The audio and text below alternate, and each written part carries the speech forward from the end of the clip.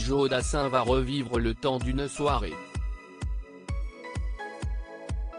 Ce vendredi 30 juillet 2021, France 3 met à l'honneur le chanteur disparu il y a 40 ans en rediffusant 300 cœurs chantent. Plusieurs personnalités interprètent les plus belles chansons de l'artiste, mort à Papeete le 20 août 1980. Une émission hommage qui a eu lieu en compagnie des fils de Joe Dassin, Jonathan et Julien. Mais au fait, qui était sa femme Maryse Grimaldi? Si est-il en 1966 que Joe Dassin lui a passé la bague au doigt. Le couple a eu un petit garçon baptisé Joshua en septembre 1973, mais ce dernier est mort prématurément. Jusque 1977, Joe Dassin et Maryse Grimaldi ont vécu le grand amour avant de se séparer à l'amiable. Dans une interview accordée à Téléstar en 2014, Maryse Grimaldi s'était d'ailleurs confiée sur sa rencontre avec Joe Dassin. Ce qui m'a frappé, c'est qu'il était barbu, ce qui était rare, à l'époque, pour un garçon de 25 ans. Au milieu de 2000 personnes, j'ai flashé sur lui, avait-elle raconté.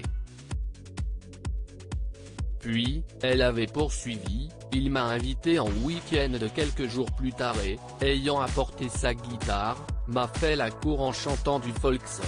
À noter que c'est à partir du moment où ils ont commencé à vivre ensemble que Joe Dassin, qui rêvait d'être romancier, s'est mis à la musique. Ce que j'ai fait, c'est 10 ans de tournée avec Joe.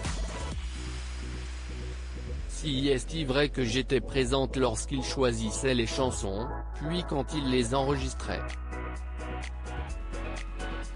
En outre, je pense qu'il avait une confiance totale en moi.